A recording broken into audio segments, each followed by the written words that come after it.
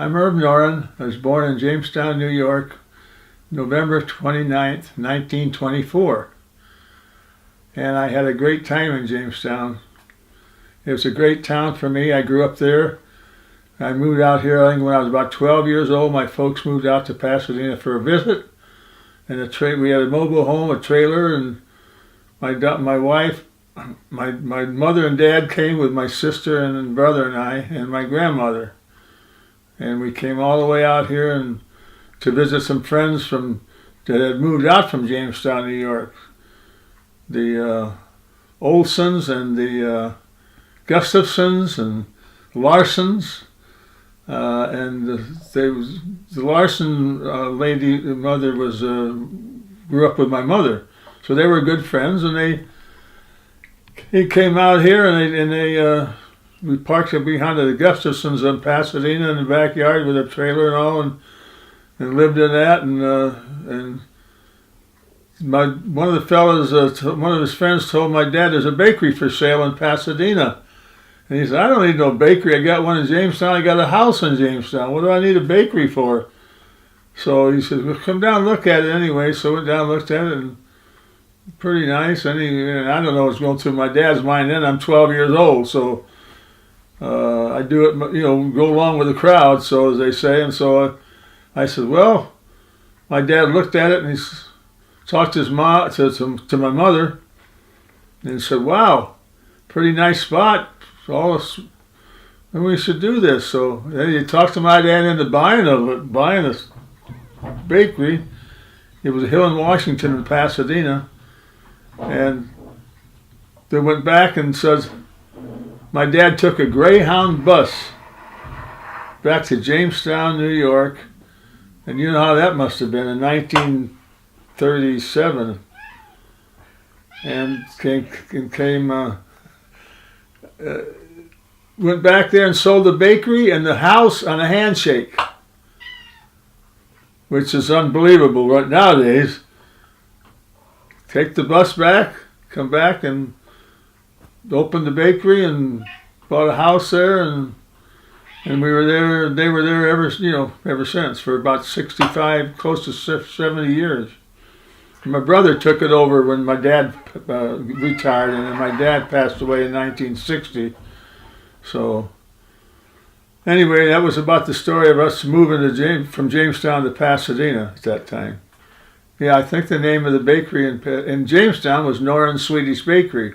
Yeah, I'm 12 years old, 11 years old then, and I didn't know. I just knew where it was. I didn't look at the name. But and what was the name in Pasadena? The name of the Pasadena is Noren's Hillcrest Bakery, and that was the name. I think that was on the thing when he moved in, so he didn't want to disrupt the people in Hillcrest, so they put Noren's Hillcrest Bakery. And I think they used Swedish in there somewhere too. So all the Swedes would come there, of course, and he made all that good Swedish rye, the limpa, the Christmas time, all the fruit pies, and I used to scrub pans there on the way home from school, and everybody wanted to go with me because my dad, and when we got through, we each got a chocolate eclair, and that was great. And so I never was short on help. All your buddies loved it, right? Yeah, they loved it. Yeah. You remember the smell still to this day? Can you remember the smell, like the fresh? Oh, yeah. I go to a bakery right now somewhere around here, and that reminds me of the old days when I was a kid, that bakery smell, the Danish and all that stuff. And yeah, they were pretty fortunate because, when I grew up, it was during the Depression, and I didn't really, my dad, I never heard him complain about anything and stuff like that. So they were just great family, Hard workers, I bet, right? Oh, yeah. My grandfather, my mother's dad, worked in the cemetery up there in Pasadena. Jamestown. Was it at Lakeview? Or? Lakeview, Yeah. I think. That big one there off of... Yeah. And he dug ditches, graves, and worked there for about 45 years. You know who's buried there, in addition to a lot of servicemen, is Lucille Ball now. Yeah, that's what I heard, yeah. Yeah, I think she grew up on 14th and we grew up on 13th Street or something. My dad said our rooms were zigzagged or something like that, back to each other. But Interesting. I never knew her, rather I just know her, of course. In any of your travels for pro sports, were you ever in the same town that you knew of with her? Like you're in New York, she's in New York, or anything like that? No, I never did. I never ran across her.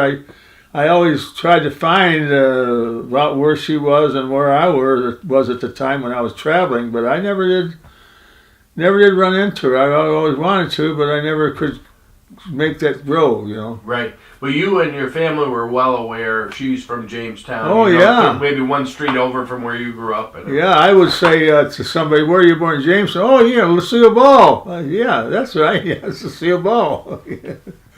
A good calling card, wasn't it? Everybody Yeah, seemed right, to know yeah. that. And your folks, were both of them from Sweden? My dad was born in Sweden, and he moved over here when he was 12 years old, and he met my mother here. So she was born in Jamestown. Also a Swedish gal, or Yeah. No? And They were Johnson. Her name was Johnson before she got married. did your father speak Swedish? Yeah. Yeah. He didn't speak a lot to me because he wanted to make sure I don't know why, but I mean, we're in America now. Let's talk American. Maybe a little Taxamika, Varsagu. Yeah, Taxamika, Varsagu. Shitbula. Yeah. That's about the extent of mine right there. Yeah, that's about me. I was in a Swedish buffet one time and said, "How are you, dog?" And she said, "Oh, fint." And she started, "Wait a minute, that's all I know." What about, when did your interest in sports first come up? Well, the interest in sports came up, I think, when I was in Jamestown, and I was probably 8, 9 years old, and there's a lot of Italians and Swedes and stuff like that. So I think we had a football game one time, and I played football, and somebody hit my knee and something like that, so hurt my knee a little bit, and so I sort of laid a little bit, but then it was okay, and I remember that because of playing.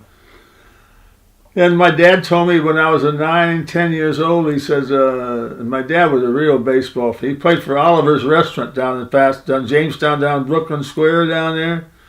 And he said, I told him when I was 9 or 10 years old that I says, "I want to be a baseball player, Dad." And he says, "Well, yeah, where do you want to? I want to play with the New York Yankees in New York or somewhere up there anywhere." So he says, "Well, okay." So he said, I don't remember me saying that, but he told me that, and fortunately, before he passed away, he got to see me play in the minor leagues and in Washington when I went up, and then in major leagues. And see, he took us to the World Series in 1935.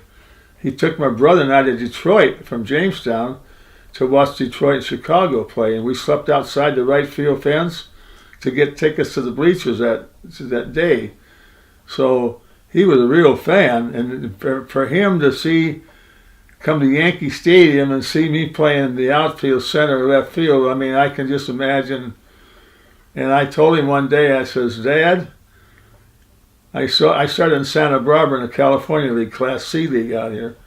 I said, "Dad, it's a long way from Santa Barbara to Yankee Stadium, huh?" We both had tears in our eyes, and we're crying, with tears, and it was sort of neat, So he knew he just wanted me to be a ball player. My brother, he was worried about cars and women and all that stuff. So I wasn't worried. I was worried about women, but I mean, I wasn't. Yeah. It was fun. My father was a very religious guy, religious man, and we'd go to church every Sunday and Sunday school and stuff like that. Come out here and went to Sunday school. And I mean, that doesn't make you a real Christian going to church, but I mean, still, he's instilled in me that things in life are not easy, and you can't do what you gotta do what you think is right. And I didn't didn't think that I didn't like to drink. You know, he didn't drink. I didn't. We just didn't have it around, so I just didn't bother me. And he just tell me it's not. Life's not easy, Irv. You know, if you want to play ball, that's fine, but you gotta give it your all. You know, anything you want in life in this country is you can get if you just put your mind to it and want to do it. So if baseball is what you want, baseball is what you get, but you're going to go through hard times in baseball, whatever it is, and you got to stick with it. And the going gets tough, the tough get going. You know the old saying. And so he instilled that into me, and I remembered it. And he was just a great man, and inspired me as far as where I ended up and where I am now. I credit him a lot. He played baseball and played softball with Oliver's Restaurant and stuff like that.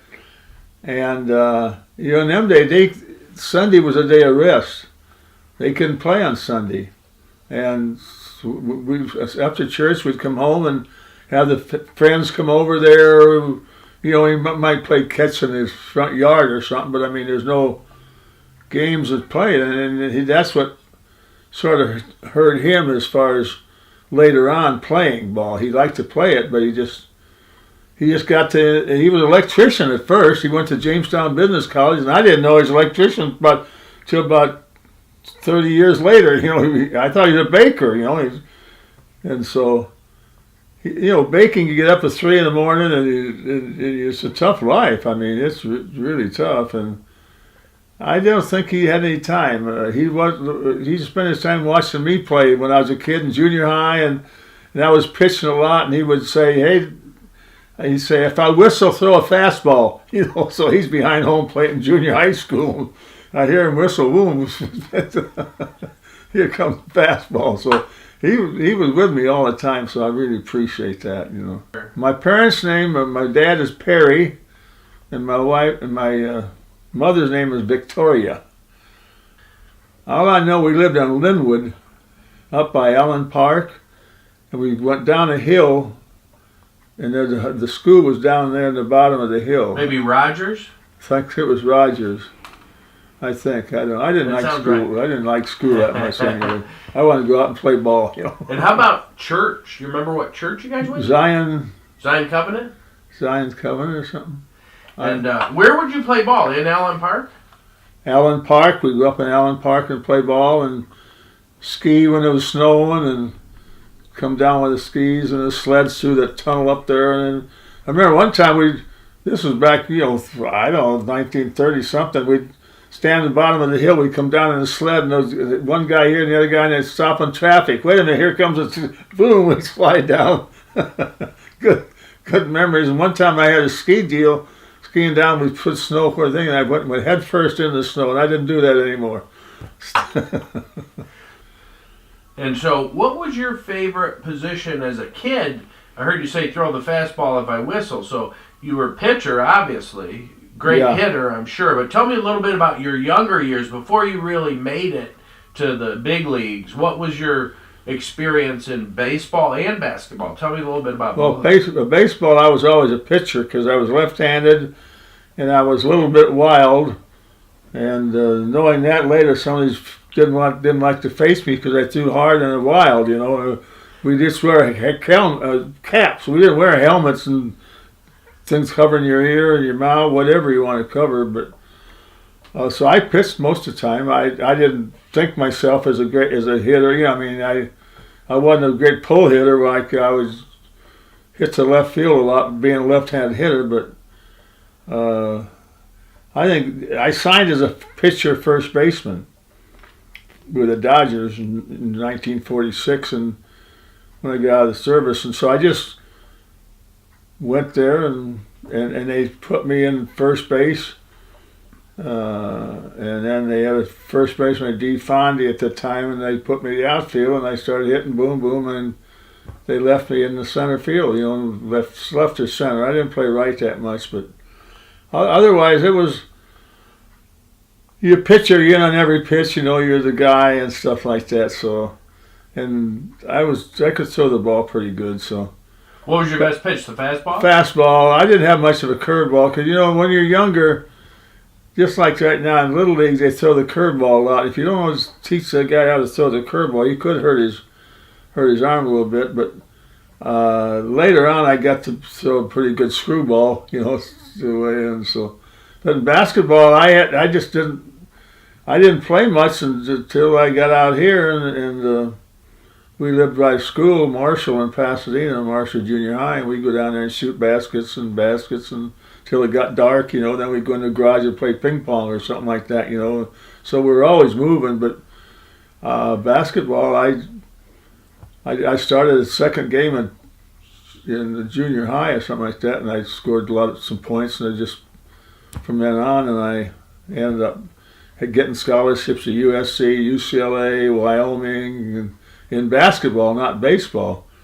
And so I was a California Player of the Year in basketball, high school, and stuff like that. So I talked to Rod Dado, who was a coach at USC at the time. I know baseball coach, and I said, "How come you never gave me a scholarship to SC in baseball?" He said, "You were a good one in basketball. I didn't want to use one of my scholarships, so you're going to get one in basketball anyway." So, when you're playing center field, you're right behind, even with second, you're in left center, right center, of course, because you got to move, because the umpire here, the umpire will ask you if you want to move this way or you want to move that way, normally. So, and when you hit the ball is hit, you're seeing it to that, coming straight. But if you're left field, normally the ball hit, it's either going sort of hooking a little bit, and the right field is sort of that way. So you can get a better jump on the ball in center field, and that was I had good reflexes, and I could, boom, I'm gone, and that's why it's much easier to play center. You get a little more coverage,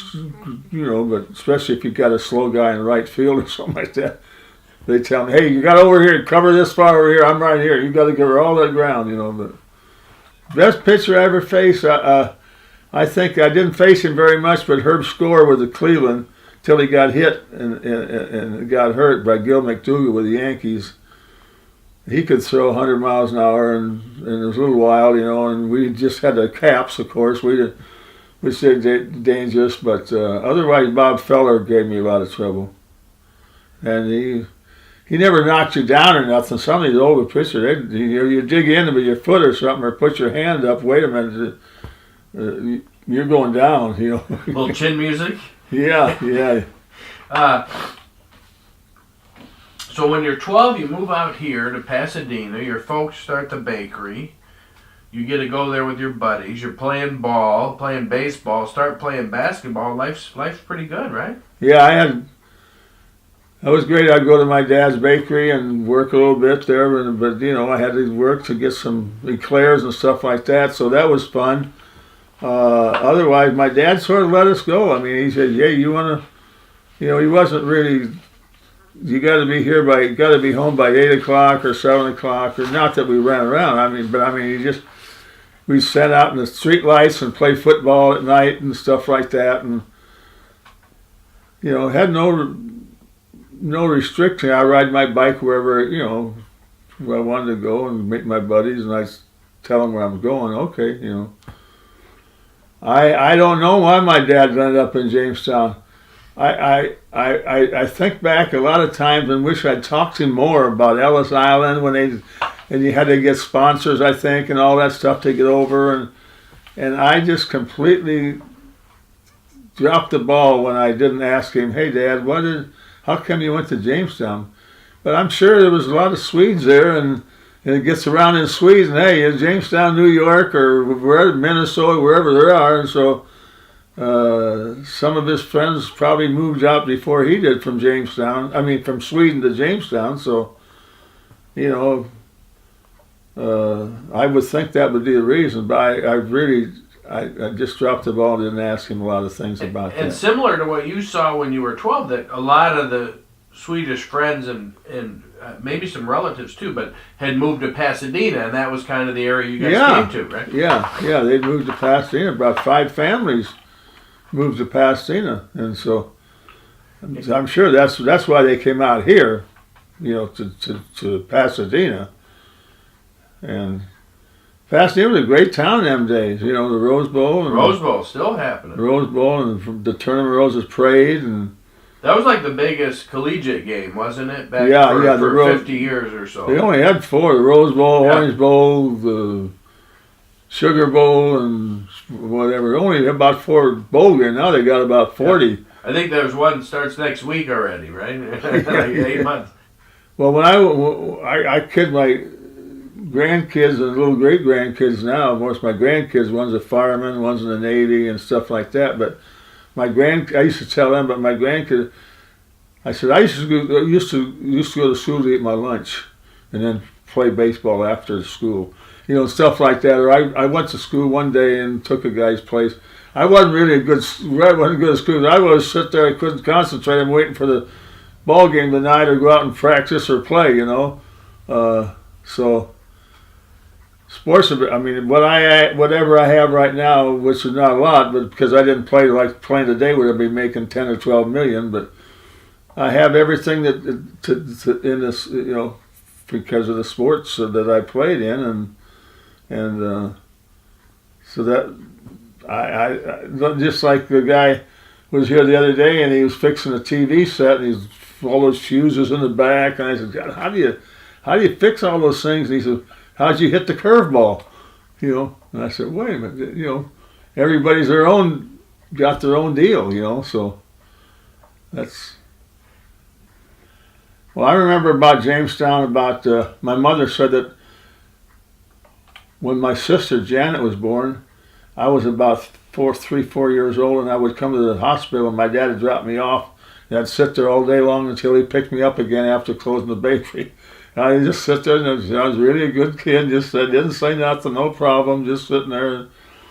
Other than that, when I got older, 9, 10, or 8, 9, 10, I remember going to Allen Park and skiing and riding the sleds, coming down the hills and the brick streets up on Linwood there where we lived, and it was just a great town. And I remember when we came out here, where's the snow? You know, I was so used to getting into the seasons, and I remember the good times we had when the snowball fights and building the forts and overflowing the street in my backyard with water, and and ice skating on it, and you know, stuff like that, which was really great. And I had a buddy of mine, Anderson.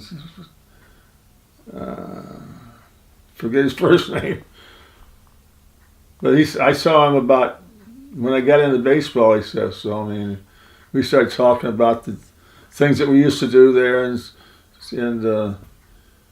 Jamestown, and go to Celeron and ride the parks and the Ferris wheel. I mean the roller coaster. And you couldn't get me on a roller coaster right now for $1,000. I wouldn't get on one. But in them days, my brother and I would change all our tickets instead of this amusement deal. I'll get the roller coaster. You were up and down that sucker. And I remember all those good times. And in fact, I think Babe Ruth was there one time. They had the ballpark in Celeron, and I think I saw it there. I went back to Jamestown, and later on, that old ballpark was run down and to me it looked like Yankee Stadium. You know, I was 8, 9 years old, and so those things all come in play. You know, my first home run in the major leagues when I was at the Washington Senators in 1950 when I went up and I playing the Yankees, and. They walked a guy to get to me. We were 3 runs behind, and Stengel was managing the Yankees, and they walked some guy to get to me. Then they brought in the left-handed, a real good lefty reliever them days, and I hit a home run off of him and tied the score. And I talked to Charlie Cervera, who was with the Yankees at the time. And he said, I remember when you hit that home run in Washington, because there was a pretty high fence in Washington, not like, no, not spec shade, no. I just don't remember, but it was a pretty good thrill. I couldn't find the ball. It went over the fence, and And somebody went back there to find it, but they couldn't find it. So Do you like hitting against right-handed pitchers or left-handed pitchers? I didn't care when I went up, but until I went to the Yankees, and I went 0 for 4 against Billy Pierce, who was a left-handed pitcher, and I used to hit him pretty good.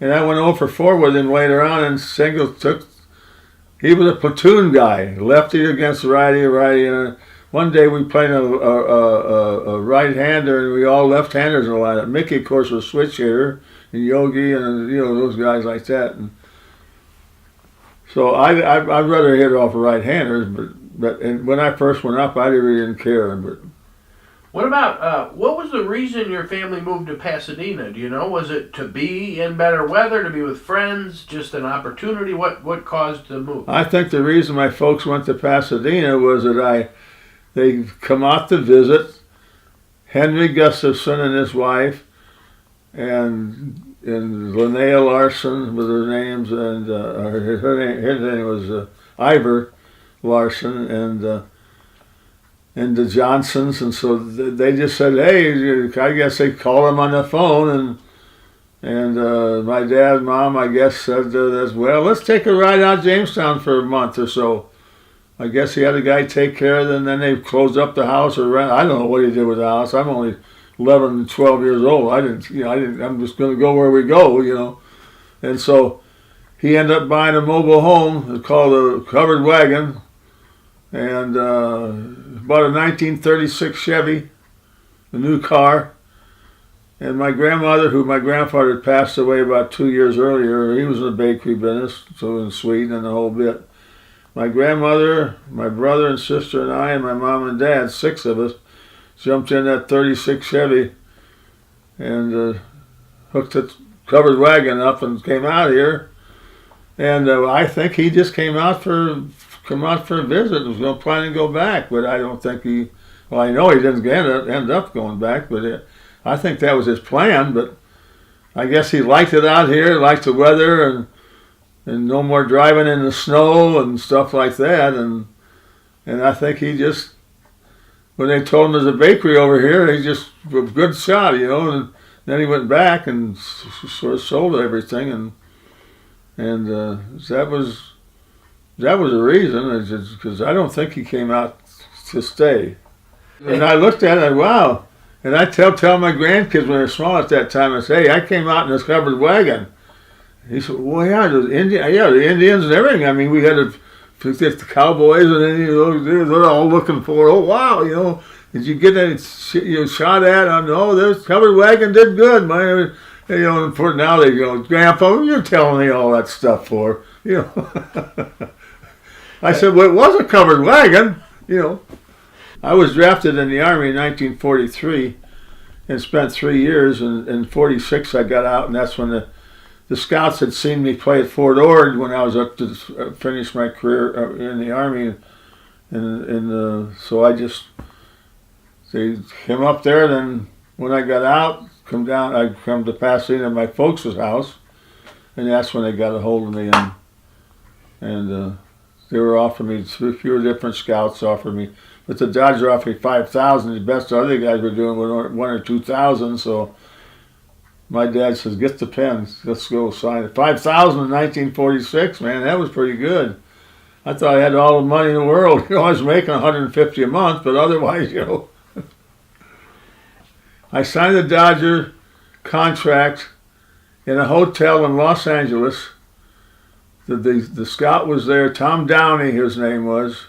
He flew up from San Diego, and he says, I'll meet you at this, and I don't remember the hotel, I'm sorry, but my dad took me over there, drove me over there, and we met him and went up to his room and made the deal, signed it. So, was your dad there? Yeah, my dad was there. And how old were you at that time?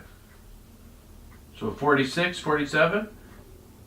I mean, the year was 46, 47. The year was 46, so I was 21. Well, I signed with the Dodgers. I played 4 years in the minor leagues with the Dodgers. Once Santa Barbara, and 2 years at Fort Worth, Texas League, and then the last year at Hollywood and the Pacific Coast League out here. That was a good league in them days. It was the Coast League. San Francisco, Oakland, Portland, Seattle, San Diego, Los Angeles, Hollywood. And I had a good year there, MVP of the league and all that stuff. And I used to go and watch those guys play when I was riding my bike, my buddy and I, all the way over to L.A. from Pasadena. I don't know how long it took us. It had to take us at least an hour and a half or two. And so I knew the league, and then I was with the Dodgers, and I had a good year with Fort Worth MVP that year. And I thought I should get a shot with the Dodgers. And so I went over to this, and we're at Vero Beach. And so I went and talked to Branch Rickey, the old man. And well, he was an old man then, like I am now, I guess, you know. But anyway, he said, I said, Mr. Rickey, I'm sitting here with the free agents. I'm not even getting a shot with the big club. I just had a great year. Well, we're planning on sending you to Montreal. And I said, I'm not going to Montreal. And we had to fake ourselves. We had no union, no agents, or no nothing in them days. So I said, I don't want to go to Montreal, Mr. Rickey. Well, that's what. If this is what you think of me, I'm going to go back home and get in the bakery business with a dad. We're going to start making that Swedish rye. We're going to ship it all over the country. I said, I'm going to be in the real dough, you know, and stuff like that. And I guess I did a pretty good job. But he says, well, could you come back in the morning? I said, well, my wife is in the car with my little baby, little girl out there. Well, I'll pay for another night in a hotel, but come back and see me in the morning. I said, okay. I went back in the morning, and I said, sit down, son. He says, how about Hollywood in the Pacific Coast League? I said, oh, wow, great, you know. And so I said, let me check with my wife first, and stuff like that. And so I can go, okay. He said, well, they're opening in San Diego in 3 days. You can get out there and all that stuff. So that's how I ended up in Hollywood. And then in Hollywood that year, I had a good year, and Bucky Harris was managing San Diego in that year. And he knew I was going to go back to the Washington Senators. He was going to go back and manage in big leagues. So he told Clark Griffith, the guy who owned the Senators, if you can get that kid Noren out there, get him, you know. So it ended up that he sold me for $70,000 or $80,000. He sold Chico Carrasquel and Sam Jethro because he'd lost some money in a football game they were going to try. So he got his money back. So that's how I ended up with the Washington Senators. And then I had a couple of good years with them. My dad came back to the opening game as the president, throwing the first pitch out back in them days. We always started the day before. Who was the president? Truman. I first met Jackie Robinson in Pasadena, where he grew up and I grew up. He was playing basketball at one of the schools, and I went over and saw him play because he was about 3 years older than I was, than I am now. And I went over and talked to him, and he said, hey, because I was doing pretty good in basketball in school and all that stuff. So, you know, the athletes talk, you know. And when we played, there was a softball league in Pasadena because a night owl league is an overhand softball. And everybody, I mean, it was great. Everybody played in it and called the Night Owl League. And he played on one team, and I played on that. Then we played together on one team, and, you know, guys get together. Oh, this guy's sponsored. He's going to give us free food for a week if we play for him or whatever. And so, and I met him at that point, and then I was friends with him ever since, till the day he passed away almost, you know, so. He was a great athlete, one of the best I've ever seen. He could do everything. I mean, he played basketball on a professional team with him. He played UCLA and scored scoring points championship for 2 years at UCLA. And he never did play pro basketball except the team that we had a professional team, but nobody knew. You know, we played all the pro teams from the East, the Chicago Gears and Sheboygan and Toledo, and come out here. And so we played it, and then of course he signed with the Dodgers, and he was a great man. He was but he really did a good job controlling himself, and. Like I say, he was the best athlete I ever saw, and we got to know him pretty well. And when I was playing against the World Series, it was the Yankees and Dodgers, I played in 4 of them. And I'd get to second base, and he'd out there, hey, Irv, what's there going on, and all that stuff. I said, how's the Pasadena? We'd talk a little bit like that. And so that's about it with him. He's, like I say, he's just a great athlete and a great person. I mean, of course, he went to UCLA. I don't know what that means, Well, I was on the Los Angeles Red Devils with him in Pasadena. We had a good ball club. I mean, the Globetrotters wouldn't play us because, they want to fool around. And we beat the Harlem Renaissance to come out with Marcus Haynes, the dribbler, and all. We had Art Stoffen, who played center at Stanford, with Hank Lucetti way back in the old days, and Eddie Orem and at SC, and then Ziggy Marcel, who played with the Globetrotters for a few years and didn't want to travel around anymore. And then we had the guy named Cotton from Texas A&M, and we had a good ball club. And here is Irv Noren from Pasadena Junior College, and so when I joined us, we went broke. We disbanded the team out here and so I had 2 good days against Chicago Gears with George Mikan and all those guys. So when we broke up, they called and asked if I wanted to come back and Art Stoffen, the center from Stanford. So I said, yeah, that's fine. Give me $100 a game. That's 1946, after my year at Santa Barbara. And so I went back there and finished the year out with them. And it was funny because when they introduced players before the game, and they have 2 newcomers tonight, Art Stoffen, an All-American from Stanford, and Irv Noren from UCLA. They didn't want to say Pasadena City College. Well, they didn't know in them days anyway. They're not like today. Hey, clap their hands. So my grandson that later went to UCLA. In fact, he graduated was a sports editor at the Daily Bruin.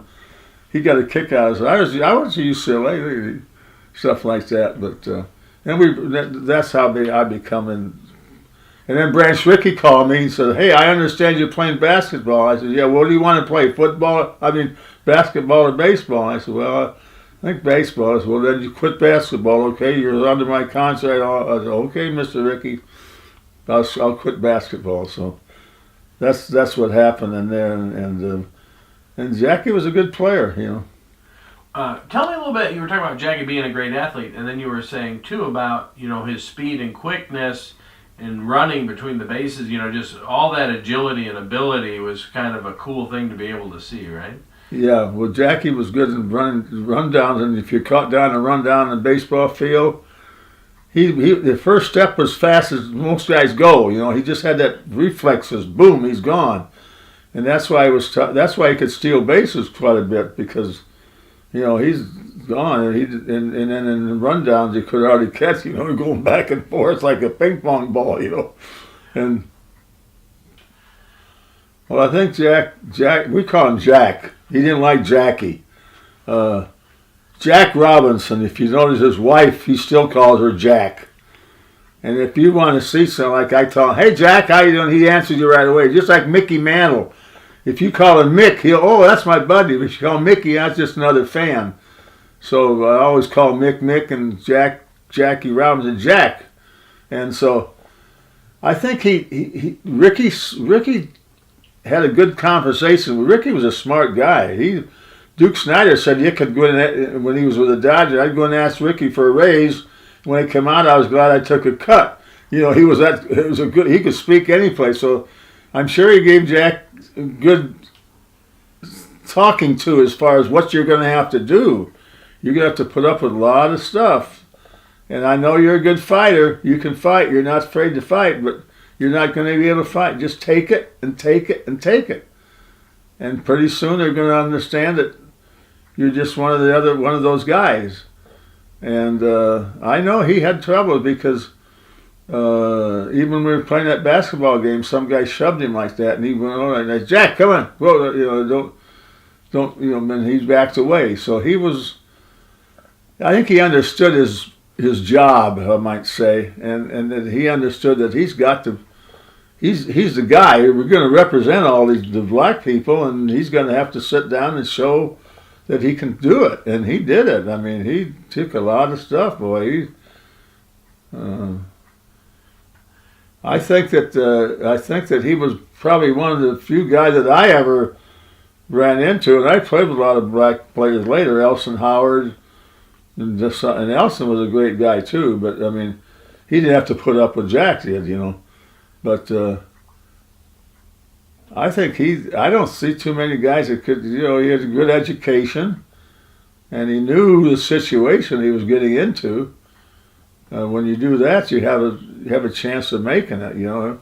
Because a lot of times, if he hadn't had that good thoughts and education in mind of what his job was, he'd have had a few fights or cleaned somebody's cloth, you know. So, but I think he was one of the few guys that would probably. And Rickey checked a few guys before that, you know. He checked a few black guys, and he came up with Jack Robinson. So, the last time I saw Jack and talked to him, I was managing for Pittsburgh Niagara Falls in the New York Penn League. In fact, we played Jamestown. It was good to go back and see there. And Jackie Jensen was managing Jamestown, and I got traded for Jensen, the Yankees. So they had a big crowd there, you know. And so we're in Niagara Falls anyway, and they said that our general manager, Jack Robinson, Jackie, call him Jackie, he's coming to throw the first pitch out tonight. And I said, oh, crazy, that's great. Oh, he told me a week earlier, but he didn't. I said, oh, great, that's great. So the night happened, and we were out in the field and getting everything done, and then all of a sudden the car pulls up, and Jack gets out of the car, and I go over and meet him. Hey, Irv, guy, nice to see you. And we hugged and stuff, give a hug and stuff, and good old days in Pasadena. And we talked about different things and playing. We used to play golf a lot at Brookside Park by the Rose Bowl down there. And so he said, I'm going to throw first pitch out. Could you walk me to the mound? And I said, sure, I'd be happy to, you know. So anyway, it was time to come in, and so I said, okay, walk out to the mound, and we walked out there, and he says, face me to home plate. And I said, wait a minute, you know. I said to myself, well, okay. So I said, I'm going to cheat a little bit, Jack. I'm going to go down the mound a little bit closer to the home plate because I don't think you want to. So he said, okay, that'll be great. So all of a sudden they say Jackie Robinson is here to throw the first pitch out. The sellout crowd and everybody claps and all that stuff. So he says, I throw it now? And I said, yeah, so you're right. Even the catch, you just throw it straight ahead, Jack, and go right at it. Okay, so he threw it and did a pretty good job. I think he reached the home plate. But anyway, it doesn't make any difference. So he turned around and said, how'd they do? I said, you did great. And he said, you know, Irv, I'm going blind. I can't see very good. I'm not going to be around much longer or something like that. And I started crying. I had tears in my eyes. You know, he was the greatest athlete I've ever seen, and I've known him for years, and all of a sudden I knew him before all these other people knew him at all, you know. And he said, I don't know how much you guys should lead me back to my guy, you know. So I led him back to Guy, and my wife was in the crowd too that day, and I told her, and she said, oh, Guy, you know, because he used to go with his wife to the practices at Chapman College in L.A. And so, anyway, I led him back to the deal and give me a hug, and he said, Irv, it's good luck to you. I don't know if I'll see you again or not, but, you know, take care and all that. So, okay, Jack. And so I cried, you know, it just breaks you, you know, sad to see that happen, you know. And that's the last time I talked to him. He died a year and a half later, I think it was. So that goes with the life, I guess. And he had a good life, and he did a good job. And a lot of guys should be thankful for him that are playing the big leagues today because he did the job. And I know a lot of them are thankful. They have Jackie Robinson Day, every year. Everybody wears number 42 and stuff like that. So he did his job. Good job, Jack. Good. Was there a player you'd like to emulate? So as a kid, or you're coming up, and back in the day, was there anybody that you really were a fan of in the pros that when you became a pro or on the way up, you're like, yeah, I want to play like that guy? My favorite player was Mel Ott. Played with the Giants. and he lifted that front leg up like this, and I lifted my leg up, and it took me a couple of years to keep the leg down because by the time I was swinging, the ball was by me. And I talked to him later. He was announcing for Detroit, I believe it was, or somebody. And I went over and saw him one day when I was in the big leagues, and said, "Hey, Mel," I said, "Oh, hey," and I said, "Irv Noren." "Oh, yeah, you're my favorite player when I was a kid." "Oh, yeah. You know, guys say stuff like that, but I think I probably became well, I don't say I'm a great guy. I'm just saying that the type of person I was with kids, because in Pasadena, the Chicago White Sox used to have spring training in Pasadena, and I ride my bike down and watch them turn, and then they had to walk through the thing to get to the clubhouse, and I'm standing there when they cut my buddies. Probably my cap's probably half cocked to the right, and I got my old glove on my hand, and Thornton Leaves, a left-handed pitcher for the White Sox, and he came back out and he says, "Here, kid," and he gave me a new glove. I mean, I took that thing and I didn't know what to do. I said, "Oh, thank you." He says, "You use that thing, that'll be a nice glove for you," or something like that. I took it home, put it on my bed, on my pillow, and I mean, ever since that, I said, you know what, how that made me feel as a kid, getting something like that from a Major League player, and I sort of kept that in my mind, you know what I mean? What it's not your job, but it's something how to act around people to where you don't insult anybody. "I don't want to sign, I'm not going to sign it. You don't do this." And so I remember that, and of course anybody would, I think, but especially me being a ball player and ending up in the. And I tried to find him, and I couldn't get a hold of him. I wanted to thank him. He passed away, but I wanted to thank him for that glove, you know. Tell me about the day you found out you were. They traded 6 players for you to go to the New York Yankees. Well, I found out when I got traded to the Yankees from the Washington Senators. I was in Washington, and my wife was living at Kaywood Gardens. It's right out of Washington with a lot of other players' wives. And Redskins' wives stayed there, too, when the Redskins were playing. And I went to, Mr. Griffith's secretary called me. He said, "Irv, Mr. Griffith wants to talk to you before don't go to the clubhouse. Come right up to the office." This was Saturday morning. I said, "Okay, great. I'm going to get a raise or something, you know."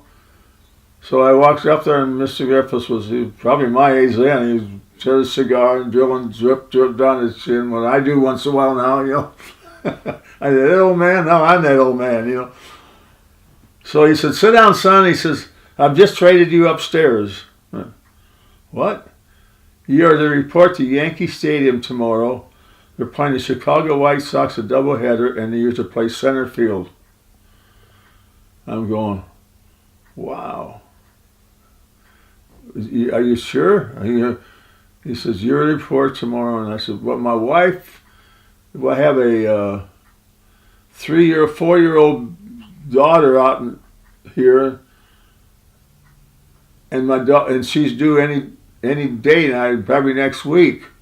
And you want me to leave her by my folks, no one's around?"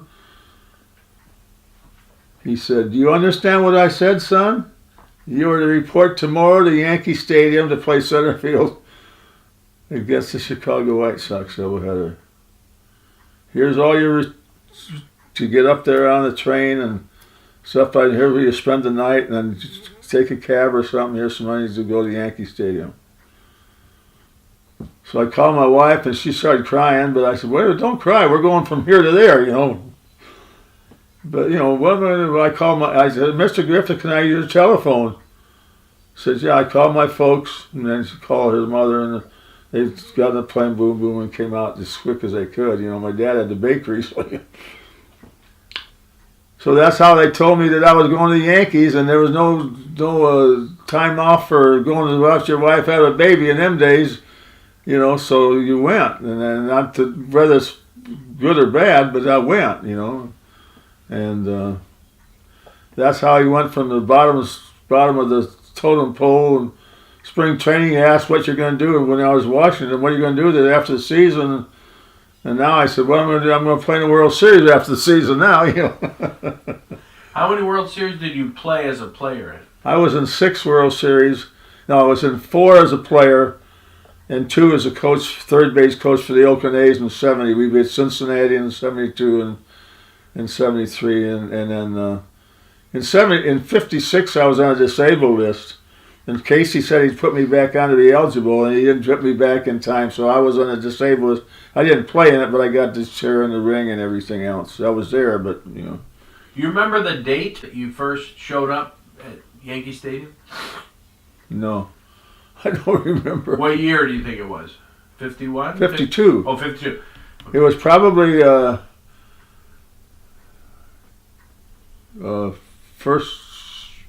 second month, month and a half into the season. I got off the train. I spent the night in a hotel, took a cab to Yankee Stadium, and I'd been there before because I played for Washington again. So I played center field against the Yankees, but on the other dugout. So I got out of the cab and told the guy that I'm Irv Noren. Just got to okay. So I went in. He showed me where the clubhouse was, and I got my bag with me and stuff, and the jock strap and the shorts and the jacket. I didn't need much, but as far as playing, because they had everything there. So I got up to Yankee Stadium, and he opened the door, and I walked in the clubhouse, and holy mackerel! Babe Ruth, Lou Gehrig, everybody walked in there, sat down, and played. And so first guy came was Eddie Lopat. He was a left-handed pitcher with us, and he came on and congratulated, say nice to have you. And Allie Reynolds come over and said, "I'm glad you're here, and I had a hard time getting you out." So kids like that. So then see everybody come over and shook hands. I went to Frankie Crosetti. He was an ex-Yankee player. Was Babe Ruth. He was our third base coach, and he gave me the signs, whatever the signs were.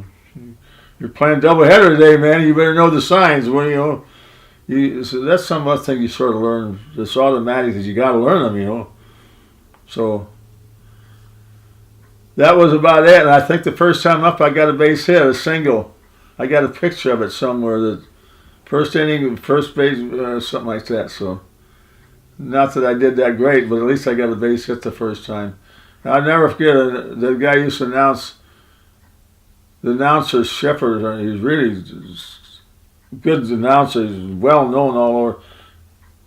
In center field, number 25, Irv Noren, number 25.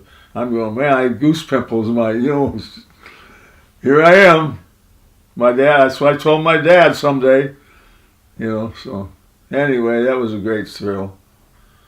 Great privilege to do that, and I was a very lucky guy. I'm very fortunate to do what I did in the game and what I wanted to do all my life, and everything I have is because of baseball. So we had a good pension plan, and I had 17 years in the majors and stuff like that, and so it's been good to me. So, tell me about that picture. Well, this picture was taken when I joined the Yankees. Who's in it? Well, I don't think I joined. I think I was later. No, this is Casey Stengel, the manager. This is Hank Bauer, the right fielder, and I was in center, and Mantle was in right, I guess. This is Mickey, and he signed it, which makes it a valuable picture. Not these two autographs, but that one does. And Mickey just said that's it. I don't remember when it was taken as far as the time, but I don't remember Mickey being there when I joined the Yankees. But this might have been a little afterwards, and so the picture, I had Mickey sign. I was a card show with him up in San Jose, him and DiMaggio, and so I drove up with my wife to see him, and it was packed, of course, DiMaggio and Mantle, and I got in. I told the guy who went, okay, go ahead. So I went out going towards that way, and I'm going. And the girl says, "You can't get close to those players. Don't bother those players." Mickey was probably 20 feet away, quite a ways, not a lot of it, far away. So I waited until I saw Mickey, and I didn't say anything, and all of a sudden he signed something, and he sort of looked around and says, Mick! He looked up and said, oh, get over here, come over here. So if I said Mickey, he probably wouldn't have said, but Mick, well, he knew one of his buddies, you know. And so I went on, I went by DiMaggio, and I had a lithograph. I said, I want to make, if you want to sign some lithograph. Oh, Irv, I've already signed this, so I'll sign that for you. So he signed my lithograph, and then I went to Mickey and talked to him. He said, see me after the, you know, he's probably getting 30,000, whatever it was to sign. So I saw him afterwards, and he told the guy, I'm going to sign these for Irv, okay? Because he's supposed to sign so many autographs and all. So he signed about 13 of these, so I gave them to my kids and grandkids and all that stuff. So this is what this picture's about. I got to know Mickey so well that I roomed with him for 4 years in the Edison Hotel in New York, and then I had homes together.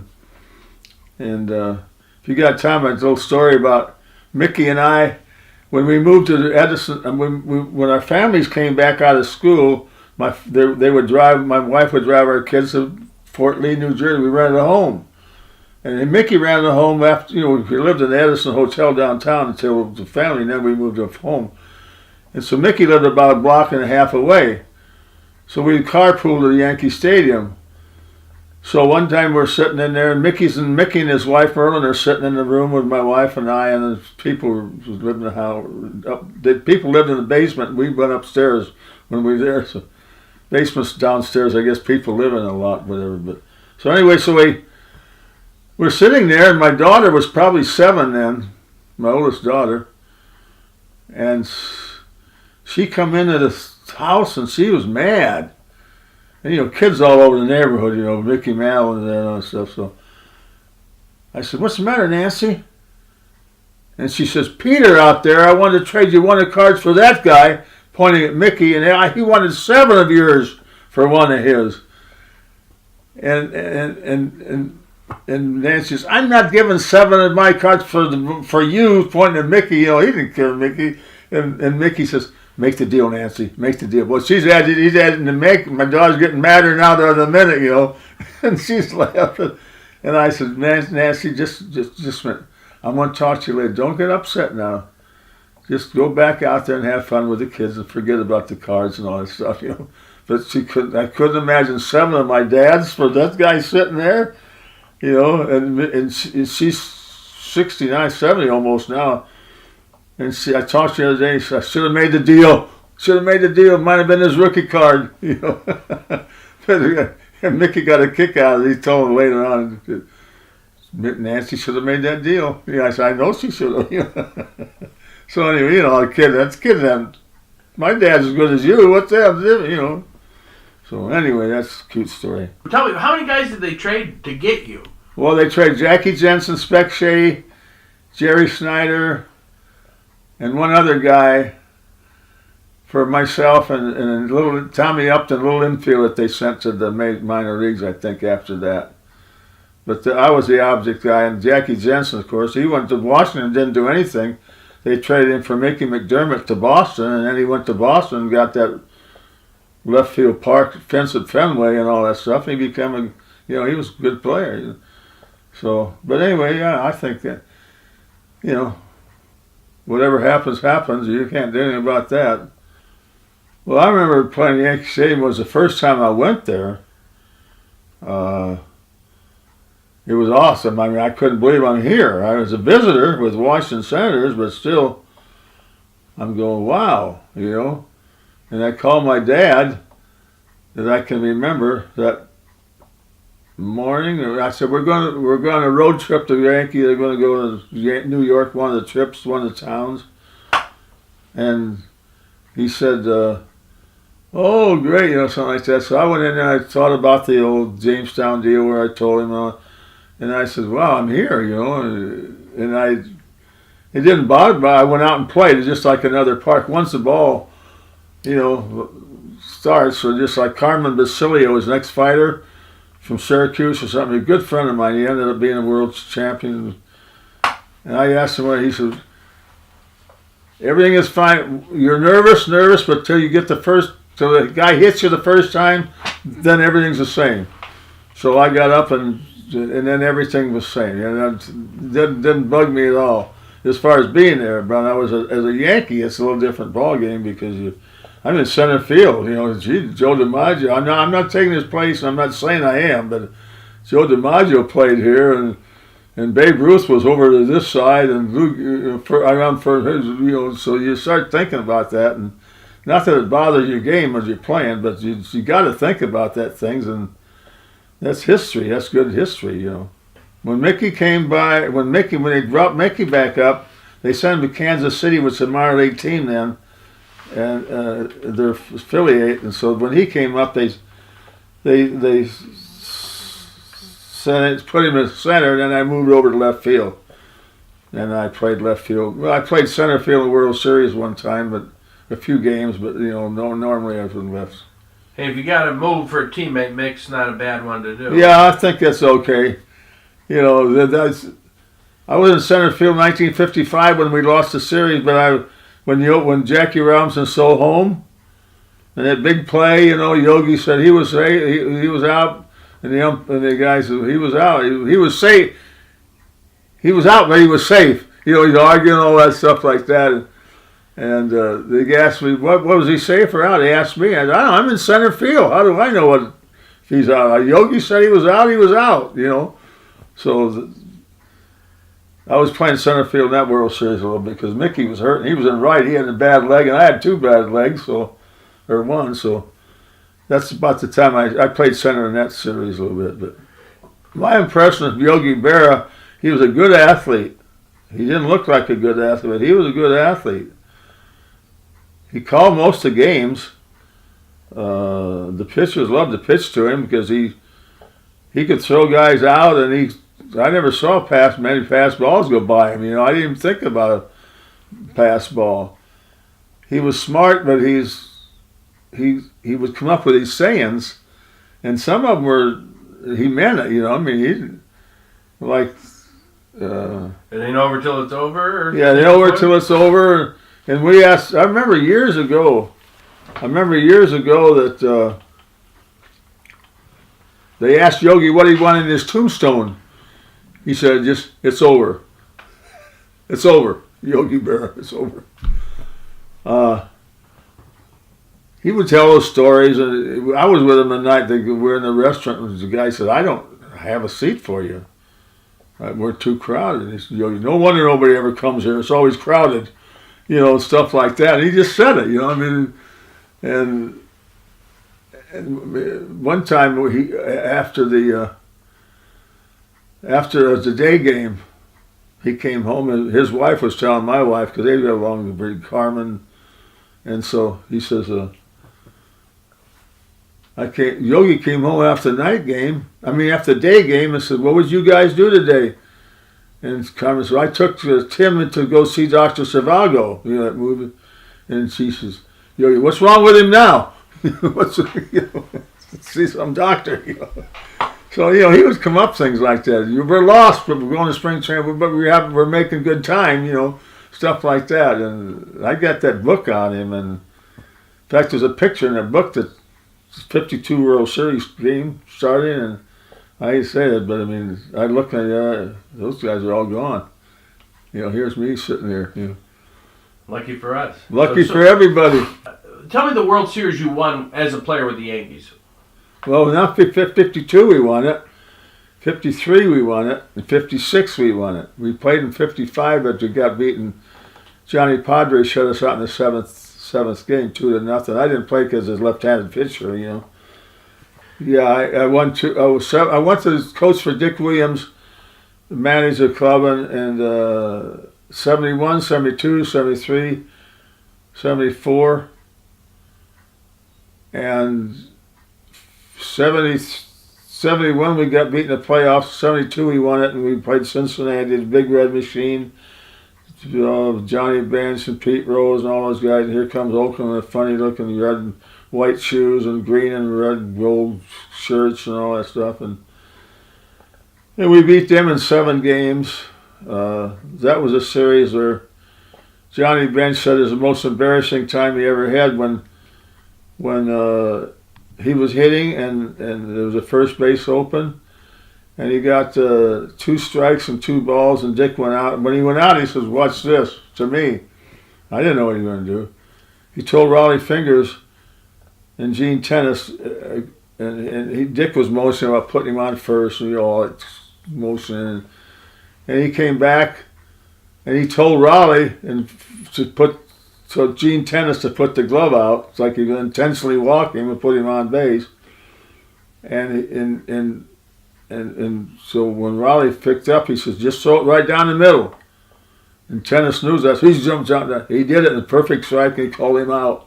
And here's Johnny Bench looking like this.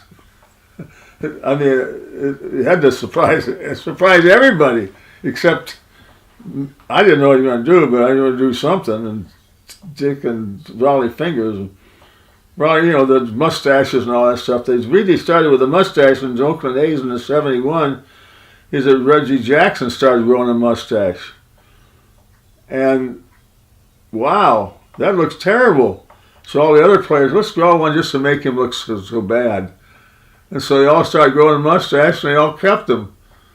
And so they were called the Mustache Gang, something like that. And Raleigh Fingers with his big deal like this, and they had Mustache Day one time in '72 or '3. Charlie Finley was our owner, and he said, "Everybody who grows a mustache gets in the game free, people." And they said, "You coaches, if you grow one, I'll give you $300. I said, "Well, that's great, man. I'll grow a mustache." It'd take me 2 years to grow a deal mustache. I just don't grow mustaches. I mean, I grew one. I look like Hitler, that little deal up here like this. I look terrible. And then, so Dick Williams says, "Take the lineups to the umpires before the game today." You take the lineups, and once you get the lineups to the pitcher, to the umpires, the game is their control until they get the lineup to the owners, the home team. I took them up, and one of the umpires, "Geez, Irv, when are you going to shave that mustache off?" And I said, "As soon as the check clears." Because if I caught it earlier, Finley would have stopped money in the check. I knew him. So anyway, that was that's about all the mustaches that grew and all that stuff. So, tell me a little bit about, and I'm going to use the word teetotaler. Irv Noren's a teetotaler, and that probably worked out pretty good when your teammates are Whitey and Mick and Billy Martin, right? So the story that I'd heard before we met today was sometimes you actually were the designated driver. Right, I was when they got together. Of course, I lived with Mickey in the Edison Hotel downtown, and stuff like that. But he wasn't that bad until Billy Martin got a hold of him, and Billy Martin drank quite a bit, and Mickey idolized Billy Martin, and I tried to talk to Mickey and stuff like that, but I just didn't do any good. And even his wife, Merlin, called me. He said, "Irv, I remember when Whitey Ford in the road. Would you room with Mickey and let Whitey room with Billy?" And I said, "Merlin, he won't change. He idolizes Billy Martin. He can't change him." So I didn't drink. Not that I was better than anybody else, but my dad we just didn't have anything around. It beer or nothing. And I've never had a beer in my life. Not that I'm any better than anybody else, but I just didn't. So when I go with him, and we'd sit down somewhere at a table or bar or something, he'd order his vodka, this, that, and they come to me. I have to 7-Up with a hunk of lime in a dirty glass, something like that. So the waitress would say, "Oh, you Killjoy and Mickey's. Give me a 7-Up and shut up, okay?" So they like I tell my grandkids now they're older.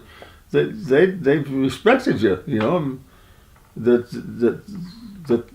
plus the fact that you had to get them home, So, in fact, Billy Martin, who passed away a while back, and he got killed in a truck accident in the snow, and he was drunk, pulled off the side, and I got a card, this picture signed to her. Great ball player, great teammate, but a bad car driver, And see, I'm still here, and he's talking about bad car driver, you know what I mean? So, no, they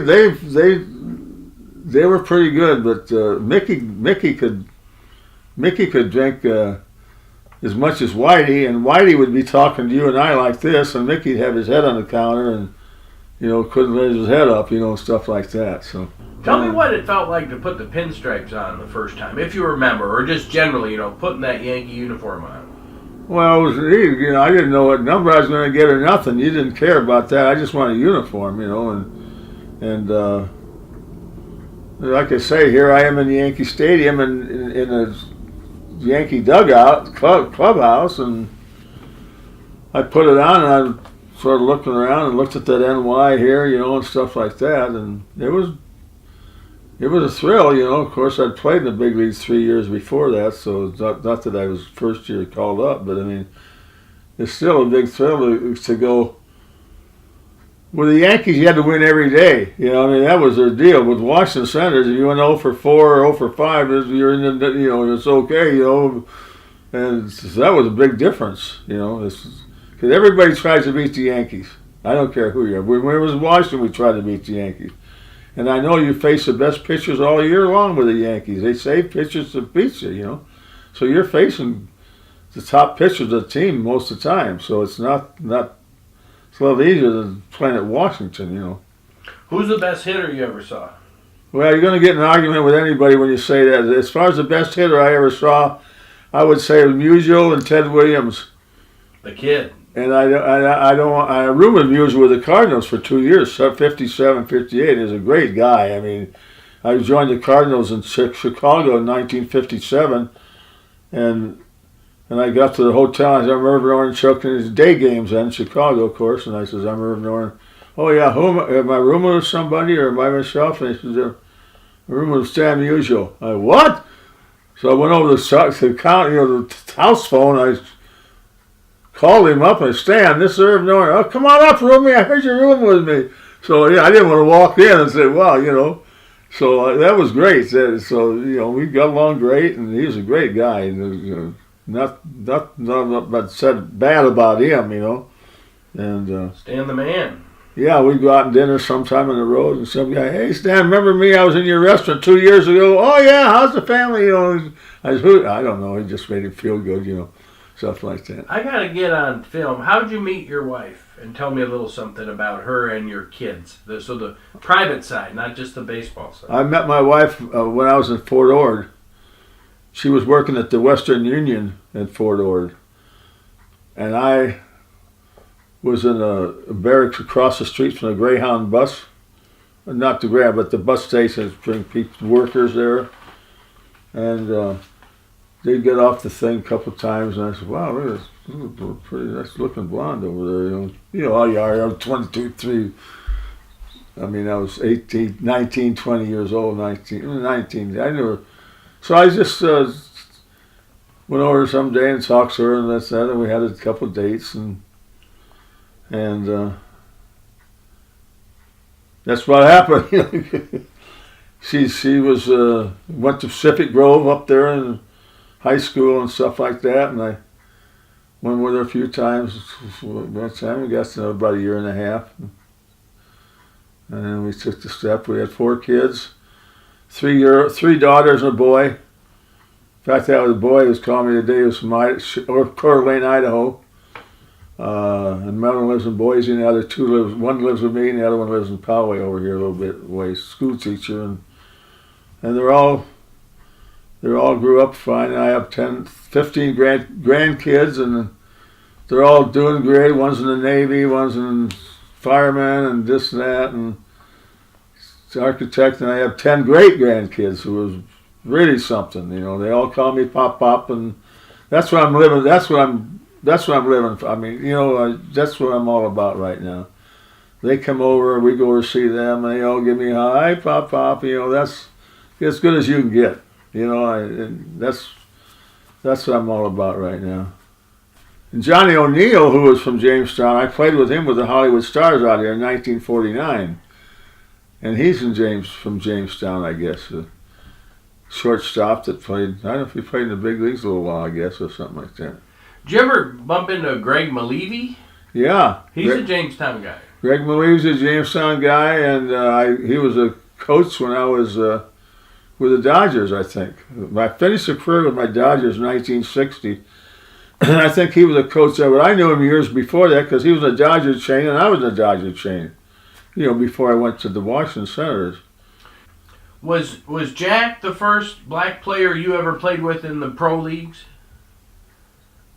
Was Jackie Robinson the first? I believe he was in the National League, and I was in the American League. So no, because I played with Kansas City had a first baseman named Vic Power, who didn't get along too good, so they let him go. But then Nelson Howard came along, and he was a good player, really nice guy. So no, Jack wasn't the first guy. I played against him, but I never played with him in the major leagues. How about, did you ever have a Hispanic teammate? Yeah, well, with Washington Senators, you had all those Cuban guys. Who, you remember a few of their names? Connie Marrero, who just died at 101. Sandy Consuegra, Pedro Ramos, Bob Ortiz. And did you ever personally see what I would today probably call racism towards those players from fans or cities you'd go into? I didn't notice any of that stuff. Elson Howard, as far as I know, stayed in the hotels with us. But earlier than that, I'm sure some of these guys couldn't stay because I read about some of the things that they had to stay in another hotel. They couldn't eat at a certain spot. See, when I went to Fort Worth in 1947 from Vero Beach, and I used to Jack Robinson, all those guys in Pasadena, and we came into the Fort Worth Ball Club, and I walked up to the back entry, and a black drinking faucet, black this, and I'm like, holy, what the heck is this, I had no idea. The guys from the South might have that, but I had no idea. I mean, what the heck going on here, And but the Mexican guys, I never had any problem with them. What about if you had to pick your best and worst memory as a manager? What would anything pop into your head? Best and worst memory as a manager? Well, getting fired was the worst. I managed Hawaii and took a few years in the Coast League and with the Angels, and as a manager, I think the most gracious thing was they asked me to manage because in Hawaii, because I'd played with the Yankees, and there were a lot of Hawaiian people, Yankee fans over the Oriental people, and it was a privilege just managing AAA instead of starting down in the league. Later, I went to Niagara Falls, but it was you had to watch yourself. You get thrown out of games. You had to watch what you say to the umpires and stuff like that. What made Charlie Finley tick? Well, Charlie Finley was a smart guy. I mean, he's no dummy. He saw this free agency coming, and that's why he tried to sell Vida Blue and Joe Reed of Boston and stuff like that. But the commissioner, Bowie Kuhn, was not in his favor. I mean, he didn't like Charlie Finley because Charlie had said a few things and done a few things against him. So he wasn't going to let him do anything that he could stop him from. So he stopped him from doing that because he's going to make a lot of money doing that because he saw this free agency coming up. And in fact, he lost Catfish Hunter because he didn't pay a little bonus. Catfish went to the Yankees and signed for $100,000, whatever it was. In them days, it was big money, whatever it was. But he was he wanted to come out with the orange baseball. He started night World Series games, and he wanted to go 3 balls or something like that, 2 strikes. He was always thinking. Dick Williams was managing for him. And I stayed with Dick a couple of nights, and Charlie would call him at 3 in the morning. What do you think about the lineup? I hear Dick said, Charlie, when do you sleep? He's always thinking, calling and all that stuff. So, what about, how'd you get into horse racing? Well, I had a bowling lanes in Pasadena that I built in 1957 with this other guy. I was in Pasadena. I was good name around, so I put some money in with him, but he had put most. And so I had the bowling alley. I was only about 2 miles from Santa Anita. And so a lot of the jockeys would come up and bowl. I'd put them down, Eddie Arcaro and Bill Shoemaker and all those guys. They'd put them down in the last few alleys and they'd go bowl. And so a couple of guys come in. Hearst Jacobs, who was a trainer back east.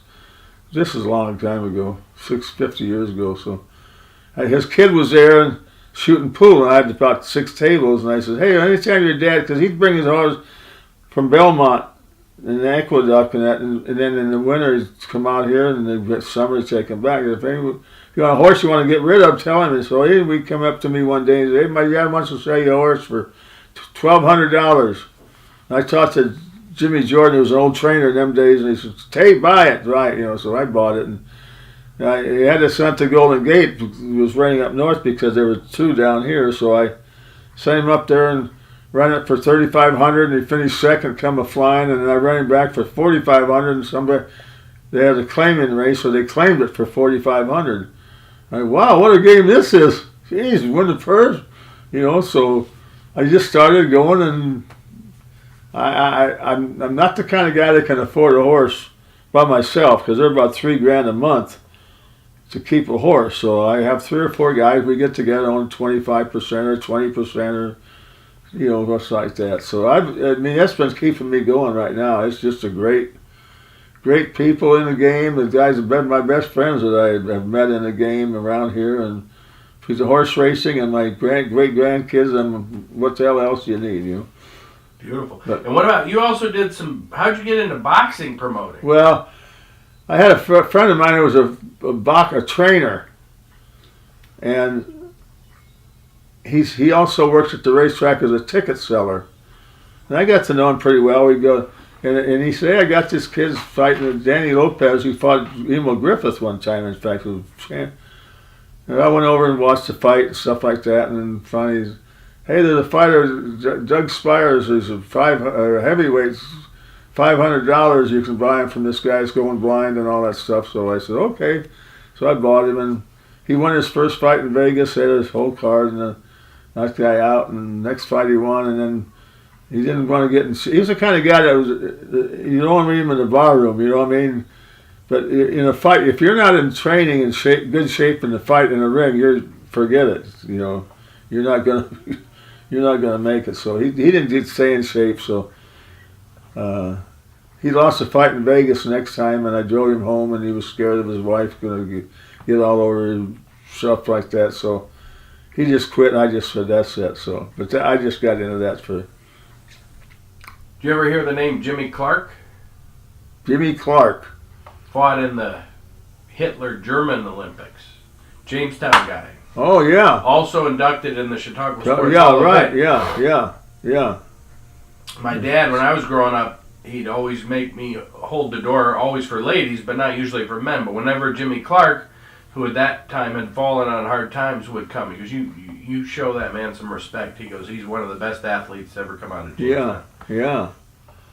Yeah, that's great.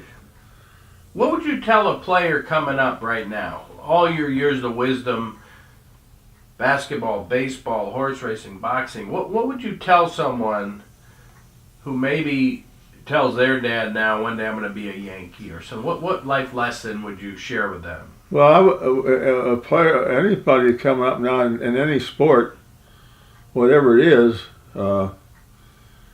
you've got to be dedicated, number one. And if that's what you want to do, that's what you're going to do. Because you can do it if you put your heart to it and you dedicate yourself to it. You can't get involved with all these other people that are going out. If somebody's doing something different that you don't like, don't do it. Just forget about it. Don't go with them. If you go to the bar, forget it. You don't. That's not the way you. That's you, number one, and number two, it's not going to help you any. And when you do get there, always try. In other words, if you're playing baseball and you're in the minor leagues and you're down 13-0, your hitter just boom, that means something, because there's somebody on the stands, scouts that are looking around and they're looking at the guy. Oh, that guy never gives up, man. He's try. And so that means a lot, because I've been a scout before too, a couple of years, and you watch different things. You don't know what's in here really, but you try to find out and just stay clean. Don't get in all this crap that they're getting into, because if once you do, it's done. You just forget about what you do. You're upsetting your folks, your family, and you lose a lot of respects. Just do what you think is right, and you know what's right. You know that you're not supposed to go out, and if these guys are in drugs or something, just don't have, you don't have to have anything to do with them. Forget them. You have other friends, So something like that. And if the folks in Jamestown who very much appreciate the career you've had, what would you say to them as Irv Noren's legacy, or how Irv Noren should be thought of when your name comes up? How would you like to see that legacy be shaped or thought of? Well, I think that I'd like to be known as a guy that grew up in a great town, Jamestown. My folks were good and taught me right and wrong. I feel that whenever you try to do something, you got to do it the right way. And Jamestown, of course, everybody I talk to, Jamestown, yeah, Jamestown, where's that at, and all that stuff. But Jamestown gave me a start to the people were nice there. I'm 12 years old when I live, when I left there, but I just like to feel like I gave it, I was honest, truthful, never tried to hurt anybody, do unto others as they did to you, whatever that saying is. And I just feel that I'd like to be remembered that way, a good family man, and try to do the best thing all the time and be honest. And the worst thing I hate to do if I leave somebody, that guy, he did this, or he did this, or he lied, he told me this, or he did this. Or I don't want to hear anything like that. I don't want to give my best, 100%. Try to treat people the same. And I played baseball, big deal. That's what I did for a living. And a lot of people do other things for a living, but I don't. We didn't make a lot of money, but that's fine too. I have good memories, and the memories I have are good. It's not like I did this, or I did this bad, or I stole this, or did this or bad. I don't have any of that and I think everything I did, I think I'd do again, so. I want to thank you, Randy, and I want to thank all the people in the Chautauqua Hall of Fame. I will never forget you, and I respect you guys, and I thank you for remembering me and putting me in the Hall of Fame. Thank you very much.